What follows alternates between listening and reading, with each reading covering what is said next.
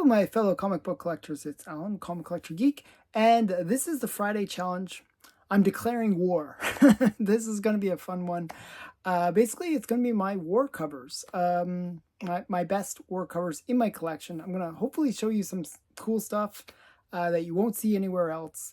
And if you want to participate in this war challenge, basically it's easy.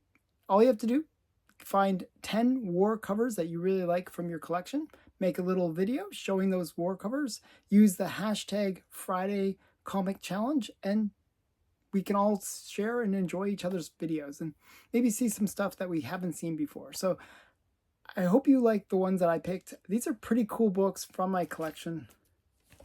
I'm going to show you the first one.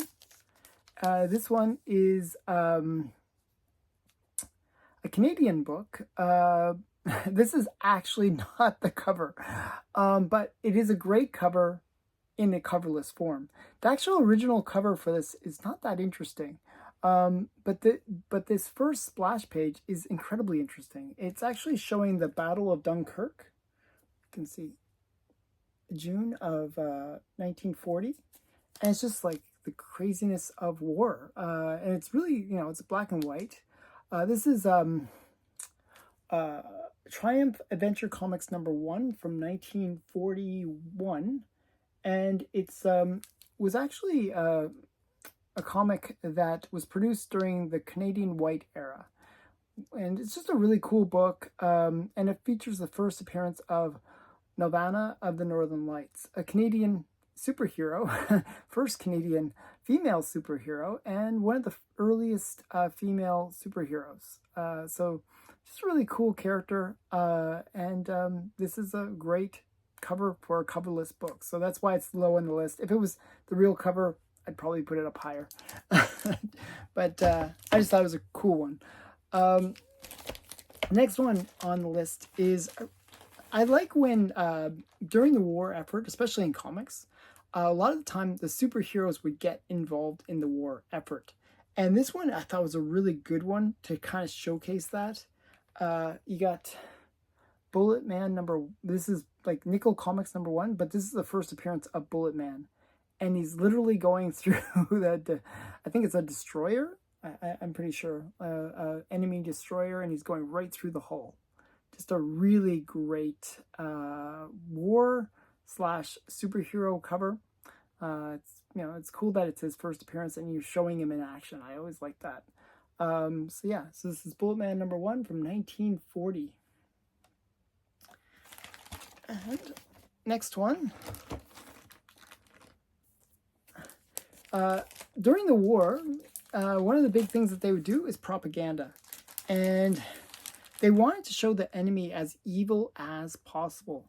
And I really feel like this one kind of showcases some of that evilness of the Nazis.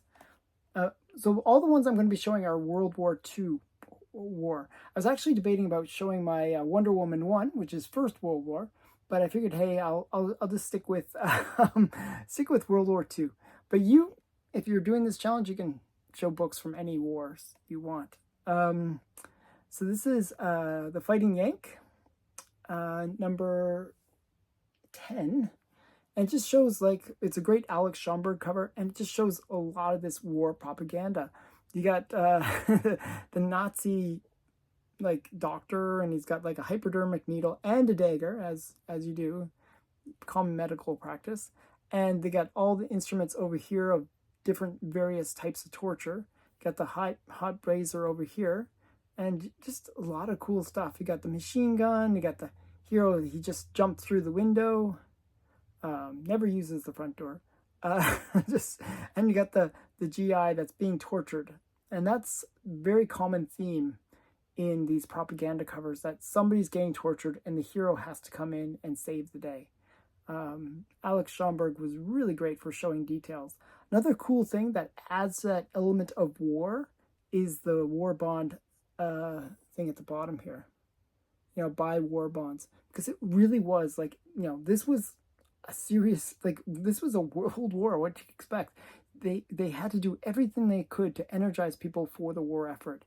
And this was part of that whole propaganda that was necessary to energize the American people. Now, with that same theme of torture, this is another really great cover. Number 7 on my list is Boy Comics number 12.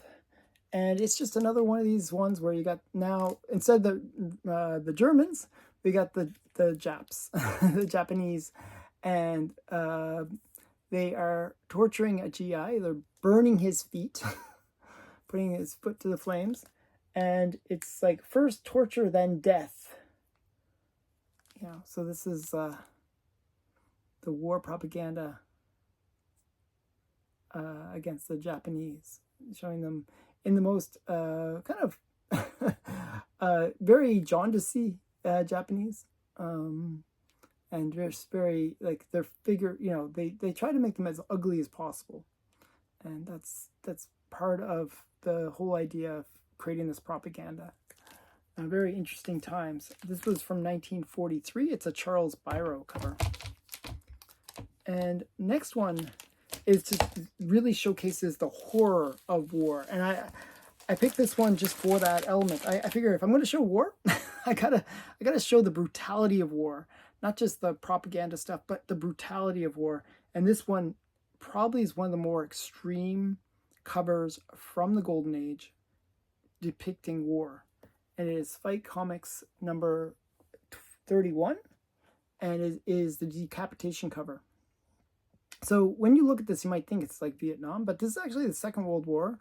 This is during the fight of the Pacific, and where they are going through the jungles, and they're fighting the Japanese army, and you see them just going through the thickets with like a machete, and they literally decapitate one of the Japanese soldiers. It is a very violent book. Now, the interesting thing about my copy, and this is a Fiction House issue, is that Fiction House had an issue with color in terms of like their actual printing process. And a lot of the books, I think they would just let the printer run, and it would run out of certain colors. And a lot of the reds are missing. So this would be generally in an earlier cover like printed version. This red would be more of a red, and this would probably be a pretty bright red. So you can imagine how gruesome that would be. In a way, my copy kind of doesn't look as bad because of that. It could be pretty gruesome, but still pretty gruesome. You see the guy's head literally being decapitated. And just, this is the horrors of war. It's pretty violent. Next is a classic brutal book. I mean, this is another, I said that other one was extreme, but this is pretty extreme too. This is War Fury number 1. This is by Don Heck. Another classic war cover. You got the American GI basically using a flamethrower on this on this Japanese guy. This is actually not the Second World War. This is actually the Korean War, and so this is a Chinese soldier, and he's just getting totally flamed after he had just killed another American soldier. And this is a very famous head that's used in Horrific number 6, I believe, or Horrific number 3. I always get the number mixed up. Horrific number 3. So this is just a classic cover, and because of this head, because the head just shows, really horror related imagery, but just this flamethrower thing is it's just craziness. So this is Korean War, but just a pretty crazy Golden Age horror book, war book. Next one is one that I just recently picked up. Actually, I'm not sure by the time you watch this if I've shown this one or not yet. But this is from my latest comic unboxing, and it is just a really cool book. But it has a really great propaganda war cover. This is Pocket Comics number 2, and you can see it's a smaller book. These pocket comics were designed to fit in your pocket. But this is Pocket Comics number 2 from 1941. And this shows like this Nazi guy in the background. He's literally crushing a ship. He looks like a demon. Just a really crazy cover. And you have the stars and stripes along the banner there. And it's just a really great war cover. Again, war propaganda cover. Now, the reason I picked this book up was not because of this war element, but because it's the first cover appearance of the Black Cat. So this is the Black Cat right here. This is her second appearance and first cover. But just a really great war propaganda cover as well. I really like that one. So, and it's by Joe Simon, did the cover for that one. Next one is another Charles Biro cover. And this is another boy comic. This is boy number 4, boy comics number 4. This is actually the second appearance of a lot of the characters. And it is a great war propaganda cover where you see Hitler and Mussolini and Tojo, and they're kind of chopping up the world, each picking their own pieces of the world that they want to conquer. And these Hitler covers are really kind of a classic element to comic collecting for war-related books, Second World War mainly, that you get this Hitler cover.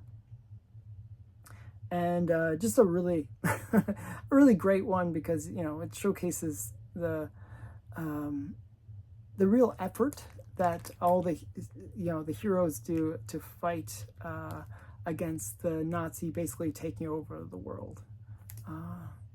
It's got all the war elements. So things that you want to look for if you're looking for comics that really kind of showcase the Second World War, you're looking for Hitler is another one, Mussolini or Tojo, those characters, but also things like the swastika, things like that really showcase the war effort. The war bond stamp. Other things you would look for is military equipment, like certain planes or tanks or things like that that showcase the different military stuff. But this one is just a really great copy, just a really great cover, showcasing a little bit of that propaganda part. I generally go for the war propaganda covers. I'm not a big war fan, but more of the war propaganda covers. And speaking of war propaganda covers, this is probably one of the more insane ones. And this is Exciting Comics number 39. And it is true propaganda. So one of the things that happened was during the Second World War, when American GIs liberated many of the countries, they would come in with chocolate bars and they would give the chocolate bars to the kids, like, you know, to say, hey, you know, America's here to save you and here's some chocolate. This is kind of turning that around where the Germans are the ones giving the chocolate. Okay, and you see the German giving the very cute little boy and girl some chocolate. But this is the propaganda part. You got them injecting that chocolate with poison. And you got the heroes coming in to save the day. So just a great one. Another one where there's buy war bonds. It is another Alex Schomburg cover. So you get all those details that he's kind of known for. Just a really great cover. It's like pretty insane propaganda cover. But just, you know, again, it's all about demonizing your enemies. And my number one that really showcases all of these elements is another Alex Schomburg. I really do love Alex Schomburg covers, and it's my favorite war cover by far. This is Thrilling Comics number 41, and it's just a classic Alex Schomburg war propaganda cover. You got Hitler tied up in bed with all the swastikas on the bed sheet, and you got the little skulls, and you got the Nazi eagle in the background, and you got the Red Cross. You got the Nazi secret documents, and just, you know, all the different elements to war. You know, they're battling it out. They're trying to, you know, get the secret documents from the you know, from the Führer's bedroom, and you even got Mussolini hiding under the bed.